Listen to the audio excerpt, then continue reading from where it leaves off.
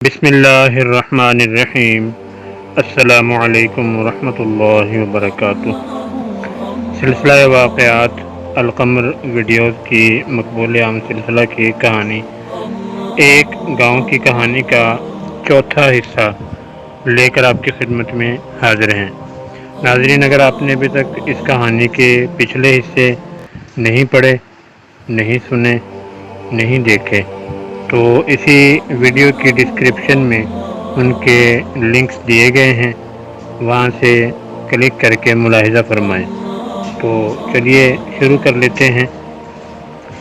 اگلا دن ناشتہ کرنے کے بعد عابیل فوراً ریلوے اسٹیشن سہرش کے پاس پہنچ کر اس سے پوچھنا چاہتا تھا کہ اسے یہ سب کیسے معلوم، لیکن اتنی صبح وہاں جانا شاید احمقانہ حرکت ہوگی، کیونکہ وہ بھی شاید اتنی صبح وہاں نہیں آئی ہوگی۔ اس کا دل شدت سے چاہ رہا تھا کہ وقت کو پر لگ جائیں اور وہ ایک پل میں اڑ کر وہاں تک پہنچ جائے۔ سورج بھی شاید آج کچھ زیادہ ہی آہستہ اپنا سفر طے کر رہا ہے۔ کافی دیر وہ یوں ہی کمرے میں ٹہلتا رہا اور پھر فیصلہ کر کے باہر نکل آیا۔ سورج بھی اب مکمل طور پر ظہور ہو چکا تھا۔ وہ چھوٹے چھوٹے قدم آگے بڑھا رہا تھا اور سڑک پہ جاتے ہوئے اس نے اس جگہ کو غور سے دیکھا جہاں رات کو اسے قبرستان نظر آیا، مگر اس وقت وہاں کوئی قبرستان نہیں تھا۔ جو درخت ہمیشہ وہاں ہوا کرتے تھے آج بھی اسے وہی درخت نظر آئے۔ وہ اپنے ہونٹ ہلاتے ہوئے آگے بڑھ رہا تھا۔ آدھے گھنٹے بعد وہ ریلوے اسٹیشن کے بالکل پاس پہنچ چکا تھا۔ اس نے بے تابی سے اپنی نگاہیں چاروں طرف دوڑائیں اور جسے وہ ڈھونڈ رہا تھا وہ اسے نظر آ ہی گئی۔ وہ دھوپ میں کھڑی شاید سردی سے بچنے کی کوشش کر رہی تھی۔ وہ اس کے پاس چلا گیا۔ اس کے پاس پہنچ کر وہ سیدھا اس سے سوال کرنا چاہتا تھا۔ ایک دوسرے کی خیر خیریت دریافت کرنے کے بعد وہ دونوں چہل قدمی کے انداز میں سڑک پہ چلنے لگے۔ یہی وہ وقت تھا جب وہ اس سے پوچھتا۔ وہ اسے بتانا چاہتا تھا کہ کل اس کے ایک انکشاف کے بعد وہ ساری رات سو نہ سکا، لیکن اس کی بات اس کے منہ میں ہی رہ گئی، جیسے وہ برف کی طرح جم چکا ہو۔ وہ بھی کل والے انکشاف کی زد سے نکل نہیں پایا تھا کہ آج اس پہ ایک اور دل دہلا دینے والا انکشاف ہوا۔ وہ لڑکی آہستہ آہستہ قدم اٹھاتی ہوئی آگے بڑھ رہی تھی، جبکہ وہ وہیں ایک بے جان مجسمے کی طرح سے جاتا ہوا دیکھ رہا تھا۔ وہ کتنے دن اس لڑکی سے ملتا رہا، لیکن کبھی وہ جان ہی نہیں سکا کہ اس لڑکی کا تو سایہ ہی نہیں ہے۔ وہ حیرت سے منہ کھولے کھڑا تھا۔ ہر چیز کا سایہ ہوتا ہے۔ وہاں چلتے ہوئے بھی ہر انسان کا سایہ اسے نظر آ رہا تھا، مگر اس لڑکی کا سایہ کہیں نہیں تھا۔ اس کی حیرانی انتہا کو پہنچ چکی تھی۔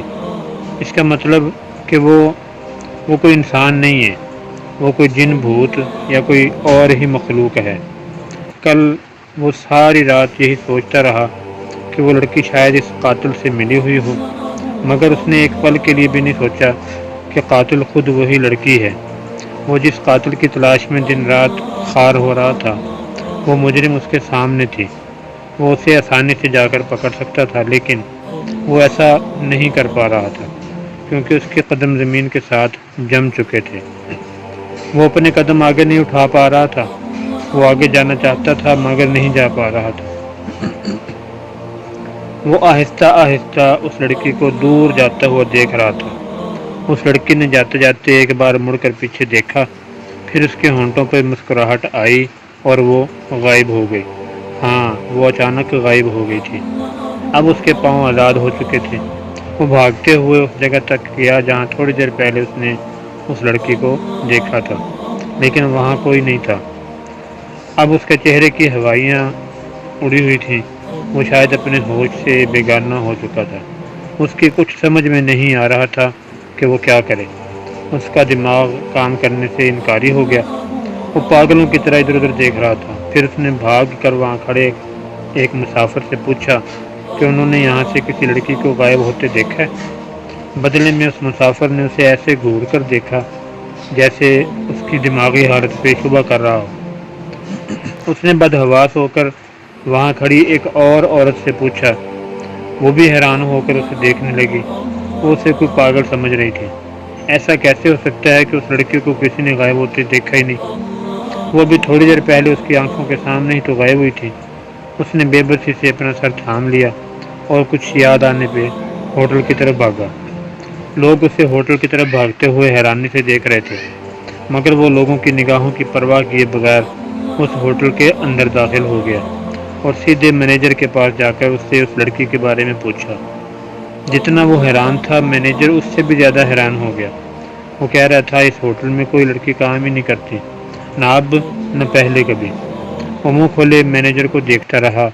اسے لگا وہ آج پاگل ہو جائے گا۔ پھر اس کی نظر اس ویٹر پر پڑی جس نے اس دن ان دونوں کو کافی دی۔ وہ کسی کو چائے سرو کر رہا تھا اور وہ بھاگتے ہوئے اس کے پاس پہنچا اور اس سے اس لڑکی کے بارے میں پوچھا۔ کون سی لڑکی صاحب؟ اس دن آپ اکیلے ہی تو بیٹھے تھے جب میں نے پوچھا آپ دوسرا کب کس لیے مانگ رہے ہیں؟ اس کی نگاہوں میں جیسے زمین آسمان ہی گھوم گئے۔ وہ جو بھی تھی وہ کسی اور کو کبھی نظر نہیں آئی، مگر وہ اسے کیسے نظر آئی؟ وہ لڑکھڑاتے قدموں کے ساتھ گھر لوٹ رہا تھا۔ ابھی آدھے راستے پہ ہی پہنچا تھا کہ اسے ہر طرف اندھیرا محسوس ہونے لگا۔ اس کا سر بھاری سا ہونے لگا۔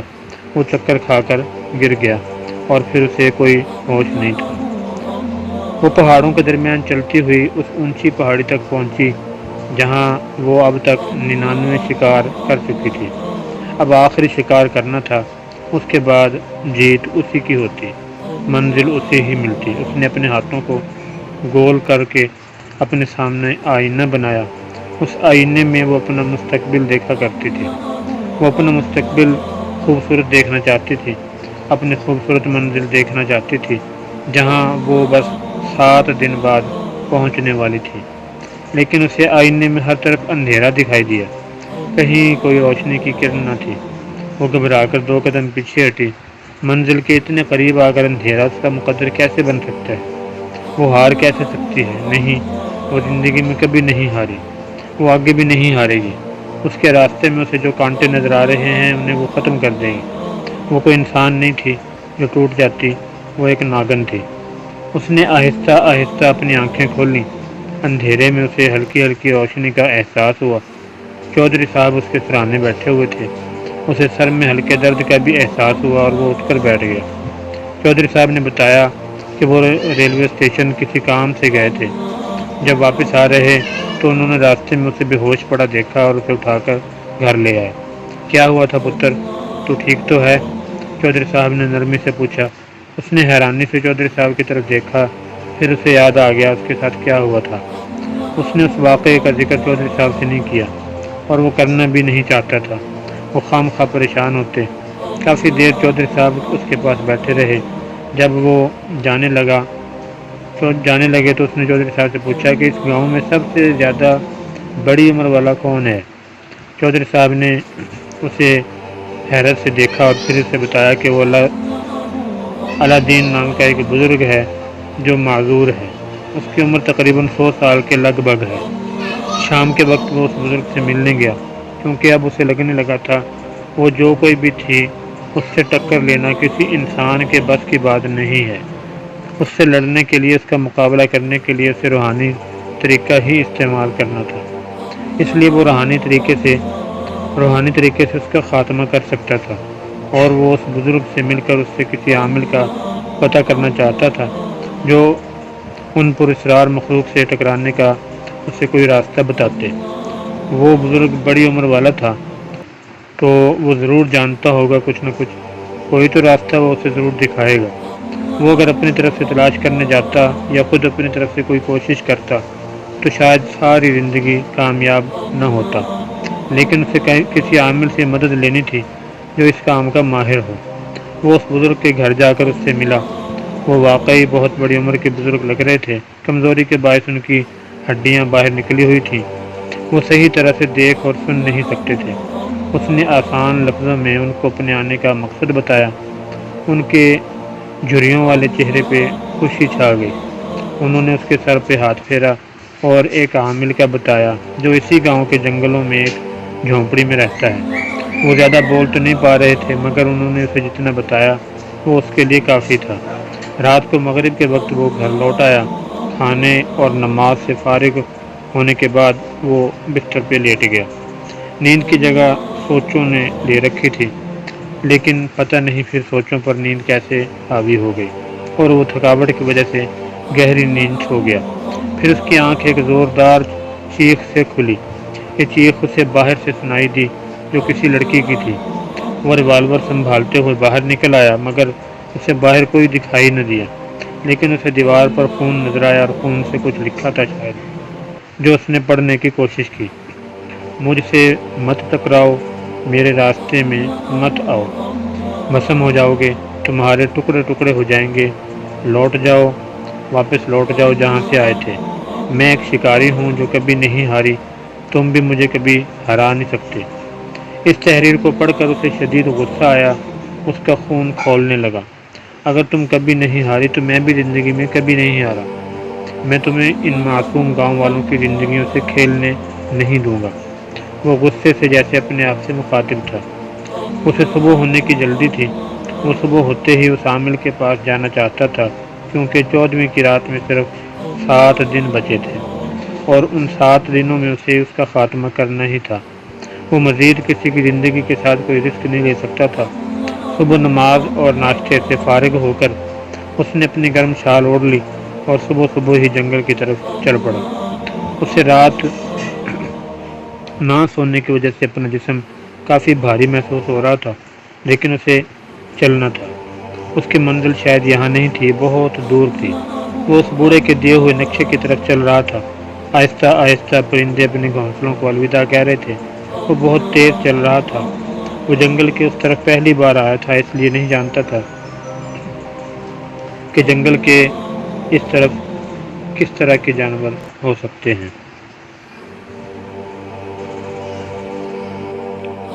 وہ اتنی جلد بازی میں روانہ ہوا کہ ریوالور بھی ساتھ لانا بھول گیا تھا، لیکن اب کیا ہو سکتا تھا۔ بڑی لمبی مسافت کے بعد اسے اس عامل کی جھونپڑی نظر آ ہی گئی۔ وہ چلتا ہوا اس جھونپڑی کے پاس گیا۔ وہ عامل جھونپڑی میں بیٹھ کر قرآن مجید کی تلاوت کر رہے تھے۔ وہ سلام کر کے وہیں ان کے پاس ہی بیٹھ گیا۔ تھوڑی ہی دیر بعد انہوں نے قرآن مجید اوپر کہیں رکھ دیا اور اس کی طرف متوجہ ہو گئے۔ اس نے اپنا مسئلہ انہیں بتایا۔ انہوں نے بڑے غور سے اس کی بات سنی اور اس کے خاموش ہوتے ہی انہوں نے بولنا شروع کیا۔ برسوں سے نورپور گاؤں میں ایک ناگن نے اپنا قبضہ جما رکھا ہے۔ وہی ہے جو انسانی زندگیوں کا خاتمہ کر رہی ہے۔ مقصد اس کا بدلہ لینا ہے۔ وہ اپنا بدلہ پورا کرنا چاہتی ہے۔ آج سے کئی سال پہلے یہاں ایک وڈیرا ملک جہانگیر رہتا تھا۔ اسے شکار کھیلنے کا بہت شوق تھا اور وہ اپنے اس شوق کی خاطر کئی معصوم جانوروں کی زندگیوں کا خاتمہ کر دیتا تھا۔ ایک دن وہ اپنے ایک دوست کے ساتھ جنگل شکار کھیلنے گیا۔ اچانک اسے ایک درخت کے منڈیر پر ایک ناگ اور ناگن کا جوڑا دکھائی دیا۔ وہ دونوں ساری دنیا سے الگ ایک دوسرے سے چپکے بیٹھے تھے۔ ملک جہانگیر نے ریوالور نکالا اور ناگ اور ناگن کی طرف نشانہ لگایا۔ اس کا وہ دوست جو اس کے ساتھ تھا، اس نے ملک کو بہت منع کیا کہ اگر اس جوڑے میں سے کوئی ایک بھی زندہ بچ گیا تو وہ دوسرے کا بدلہ مرتے دم تک نہیں بھولے گا، اس لیے ان دونوں کو مارنا کافی خطرناک ثابت ہو سکتا ہے۔ ملک نے اس کی بات سنی انسنی کر دی اور اس جوڑے پہ فائر کر دیا۔ گولی لگنے سے ناگ موقع پر دم توڑ گیا، جبکہ ناگن جھاڑیوں میں چھپ گئی۔ ملک کو نہیں معلوم تھا کہ اس نے کتنا خطرناک رسک لے لیا تھا۔ یہ کوئی معمولی شکار کا کھیل نہیں تھا، یہ ایک بہت بڑی بازی تھی جس میں کئی لوگ اپنی جانیں گنوا دیں گے۔ اس دن تو ملک صحیح سلامت گھر لوٹ آیا تھا، مگر اس سے اگلے دن اس ناگن نے اپنا انتقام لے لیا تھا۔ اس نے ملک اور اس کے پورے گھرانے کو ڈس کر ختم کر دیا تھا، اور اس کا بدلہ صرف وہی مکمل نہیں ہوا تھا، وہ آج بھی 14ویں کی رات نوجوان لوگوں کو قتل کر کے ان کا خون ایک سلگتے چراغ میں ڈالتی ہے۔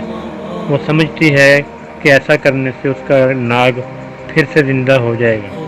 اس کا قرض ہے اس گاؤں پہ اور وہ قتل پہ قتل کر کے اپنا قرض وصول کر رہی ہے۔ وہ اب تک 99 قتل کر چکی ہے، بس ایک آخری قتل کر کے وہ نورپور کے پورے علاقے میں راج کر سکتی ہے۔ وہ منزل کے بہت قریب پہنچ چکی ہے۔ اگر اس بار بھی اسے نہ روکا گیا تو وہ شاید سب کچھ ختم کر دے گی۔ اس پورے گاؤں پہ اس کی حکومت ہوگی، لیکن اس سے لڑنا اور ٹکرانا اتنا آسان نہیں ہے۔ وہ کوئی معمولی ناگن نہیں ہے، وہ بہت شاطر اور بہت طاقتور ہے۔ اگر تم بہادر ہو تو وہ بھی کوئی بزدل ناگن نہیں ہے۔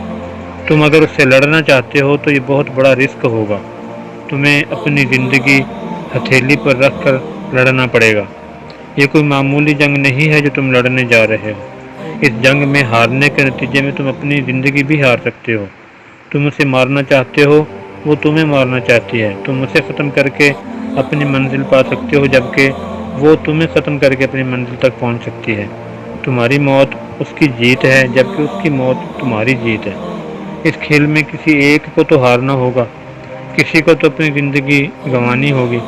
وہ بھی کبھی نہیں ہارے اور تم بھی کبھی نہیں ہارے، اس لیے یہ جنگ دونوں طرف سے برابر ہے۔